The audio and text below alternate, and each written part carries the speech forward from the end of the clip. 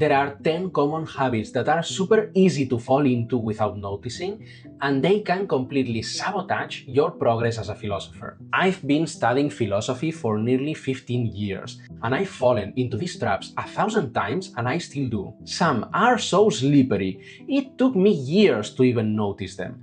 And now that I do, I see them all the time, in people who have just started in philosophy and in veterans who've been doing this for years. Today, I want to lay out clearly and simply these 10 philosophical vices, so you can spot them and fix them before it's too late. I'm Enric, welcome back to Addicted to Philosophy. Let's get started. Imagine you wake up in a forest, surrounded by a large group of people. None of you knows how you got there, where you came from, or where you're supposed to go. So you start discussing to come up with a plan together. You quickly realize there's one person who keeps rejecting everything systematically. That's a terrible idea, that won't work, that's clearly not the way. So you all fall silent to hear their plan, and he starts explaining it with the most confident tone you've ever heard. There's just one small problem. It makes no sense. It's reckless, it could get you all hurt, and there's absolutely nothing, no hint, no clue that it will actually lead you in the right direction.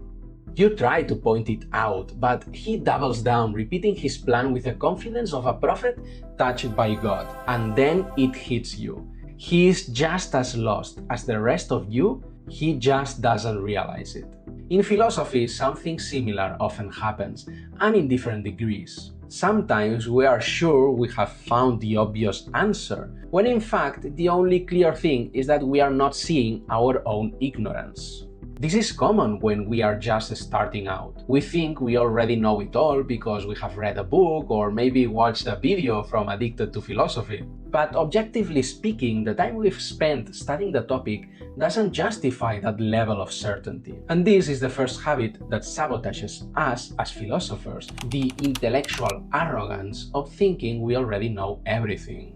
No need to swing to the opposite extreme of I know nothing and no one can know anything, but real philosophical learning begins, above all, with a bit of humility. Now imagine you can't all agree, so you split into different groups, each heading in its own direction. Days go by, and from time to time, your group crosses paths with people going in a different way, or even heading in the exact opposite direction. Sometimes they try to convince you to change course. Some even say they used to follow your path and nothing good lies ahead. You start wondering if maybe they are right and whether it's worth rethinking the plan. But around you, a certain mindset begins to take hold. Those people who aren't on our path, they are clueless. Don't listen to them. I see this more and more in philosophy, and honestly, it worries me. It's the tribalism of refusing to listen to those who think differently, sometimes going as far as to exclude them from the discussion altogether. Those who don't think like me are evil, dumb, sloppy, dishonest, pseudo-philosophers, frauds. They can't think straight. When the truth is, philosophy has been around for centuries, and most of its big debates are still unresolved. No one has managed to prove their position in an absolutely definitive, undisputable way. The remedy? Burn this into your mind. In philosophy, almost everything is controversial. And hey, don't get me wrong, it's fine to have convictions. It's fine to believe this answer is probably the right one. The problem is acting as if there's only one rational path forward, conveniently yours, while ignoring the fact that in philosophy, equally intelligent, reasonable, and honest people can disagree about nearly everything. The danger here is ending up with an inflated, uncritical view of your own philosophy, blinded to its flaws because you have started to treat it like the self-evident answer. The third mistake is closely tied to the second one. In fact, it's probably its core, the habit you need to drop if you want to fix it. Now imagine that signs are piling up that your group is on the wrong path, and you are seriously considering trying something different. But you notice that whenever someone suggests straying just a little, a bunch of people take it as a personal attack. They have tied their identity to the chosen path, so any objection feels like a threat, and they refuse to even hear it. It's tough, but in philosophy, the ideal is not to care if someone refutes you. Got objections? Great, let's look at them. In philosophy, we need objections to keep thinking deeper. Do these objections refute you? Even better, you've been pulled out of an error. That's the best thing that can happen to you. But this learning process breaks down when we fall into the third habit, identifying too much with our own ideas, so much we won't adjust or reconsider them. Want to fix it? Step back from your ideas as much as possible, so you stop seeing every critique as an attack, as some existential threat. You are not your ideas. If they fall, you are still safe. But watch out, falling into the opposite habit is just as bad. We'll get to that in a sec, but first, if you're enjoying this video, hit that like button. It helps me reach way more people and I truly appreciate it. Thanks as well to Roberto Gomez for supporting me through channel memberships. You can join there too, links are in the description. Now imagine that you and a few others finally decide to change paths, and after a few days you run into someone who joins you on the spot, without a second thought. The newcomer starts telling you his tales through the forest, and you quickly notice a pattern. Every time he has run into people walking in a different direction, he simply switched and went along with them. And sure enough, the next day you meet a group walking a slightly different way, and your new buddy joins them without even saying goodbye. If before the problem was identifying too much with your own ideas, here the issue is being too detached from them. You should create some distance from your thoughts, but not so much that you are constantly switching ideas at the drop of a hat, because then you'll just end up going in endless circles. Trust a little in what you've already worked out and give your views a fair shot before swapping them out for something else. And if you do change them, make sure it's for good reasons. We've already run into those who'll join anyone without thinking. Now imagine you meet people even stranger than that. People who, the moment they see others walking the same path they instantly change direction, no questions asked. A few stick to the same route but start doing weird stuff, like walking on their hands or doing cartwheels non-stop. These are the ones who, above all else, no matter what, they just want to be different. In philosophy, this translates into loving originality more than loving truth. It's a common habit because all of us, especially when we are starting out, we want to be the most original, the most groundbreaking, and to top it off, academic publishing disproportionately rewards originality. But that doesn't change the fact that it's a mistake, and a serious one. Because after almost 26 centuries of philosophy, let's face it, everything's been said. And if you are the first person in all of history to come up with idea X, chances are it's nonsense. Again, it's totally fine to want to be original, but we are philosophers. We love and seek truth, not just originality. Now imagine that after walking for days and days, you stumble upon a library set to hold the journals of the greatest explorers who've crossed that cursed forest over the centuries.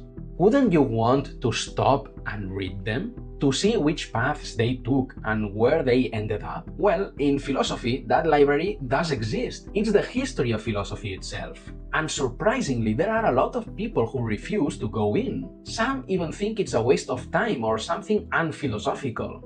But how could it possibly be unphilosophical or a waste of time to study what sharper minds than ours have said about the same questions that worry us? The history of philosophy isn't an obstacle on your path, it's your ally. Knowing it deeply helps you see connections that would have taken you 200 lifetimes to find on your own.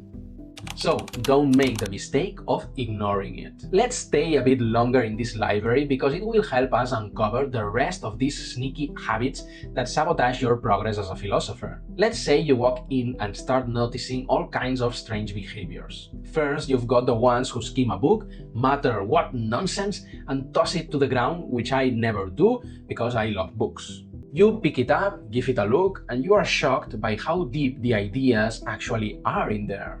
Curious, you ask them why they tossed it, and it's instantly clear they have completely misunderstood the text. You try to explain, but it's too late. They won't listen and they are off doing something else. The mistake here, and it's a habit more common than you think among philosophers, is latching onto the first thought that pops into your head when you hear a new theory or idea. If it's your first time hearing a certain argument, your job is to listen, to make an effort to understand, and only then to critique it. That first objection we come up with is usually wrong, or it's a common misunderstanding already addressed countless times in the literature.